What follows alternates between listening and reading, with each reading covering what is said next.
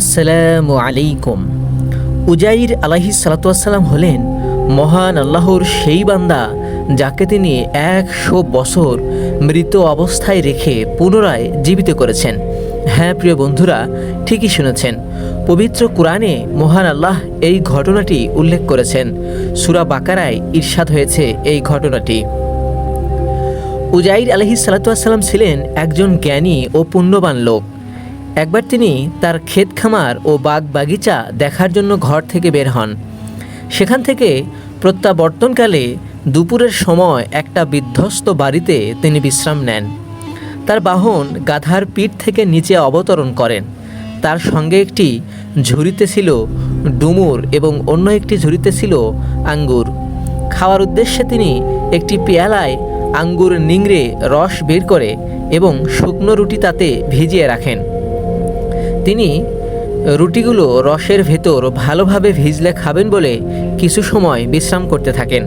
এই অবস্থায় তিনি বিধ্বস্ত ঘরগুলোর দিকে খেয়াল করেন, যার অধিবাসীরা ধ্বংস হয়ে গেছে। সেখানে কিছু হাড় দেখতে পেয়ে তিনি মনে মনে ভাবেন, মৃত্যুর পর মহান আল্লাহ এই হাড়গুলোকে কিভাবে একত্রিত করে জীবিত করবেন। মহান আল্লাহ যে মৃত্যুর পর জীবিত করতে সক্ষম, এতে তার কোনো সন্দেহ ছিল না। শুধু কৌতূহল ও বিস্ময় থেকে তিনি এমনটা ভেবেছিলেন। মহান আল্লাহ মৃত্যুর ফেরেশতা পাঠিয়ে দেন এবং তার রূহ কবজ করিয়ে নেন। তিনি তাকে 100 বছর পর্যন্ত মৃত অবস্থায় রেখে দেন। 100 বছর পূর্ণ হলে আল্লাহ তাআলা উজাইর আলাইহিস সালাতু ওয়াসসালামের কাছে ফেরেশতা পাঠান। ফেরেশতা এসে প্রথমে উজাইর আলাইহিস সালাতু ওয়াসসালামের অন্তর এবং চোখগুলো জীবিত করেন, যাতে তিনি মহান আল্লাহ কর্তৃক মৃত জীবিত করার প্রক্রিয়াগুলো সচক্ষে দেখতে পান এবং অন্তরের মাধ্যমে উপলব্ধি করতে পারেন। এরপর ফেরেশতা তার বিক্ষুব্ধ হাড়গুলো একত্র করে তাতে গোশত লাগান, চুল, পশম ইত্যাদি যথাস্থানে সংযুক্ত করেন, চামড়া দিয়ে সমস্ত শরীর আবৃত করেন। সবশেষে তার মধ্যে রূহ প্রবেশ করান। মহান আল্লাহর কুদরতে সম্পূর্ণ প্রক্রিয়াই উজাইর আলাইহিস সালাতু ওয়াসসালামের উপলব্ধি করেছিলেন। উজাইর আলাইহিস সালাতু ওয়াসসালাম উঠে বসলেন। আপনি এই অবস্থায় কতদিন ছিলেন তাকে জিজ্ঞেস করা হলো। তিনি উত্তর দিলেন, 1 দিন বা 1 দিনেরও কম সময়। ফেরেশতা জানালেন, না, বরং আপনি 100 বছর এভাবে অবস্থান করেছেন। আপনার খাদ্য সামগ্রী ও পানীয় বস্তুর প্রতি লক্ষ্য করুন, দুটির একটিও নষ্ট হয়নি, সব কিছু একেবারে টাটকা ছিল। উজাইর আলাইহিস সালাতু ওয়াসসালাম ফেরেশতার কথায় কিছুটা দ্বিধাদ্বন্দ্বে পড়ে যান।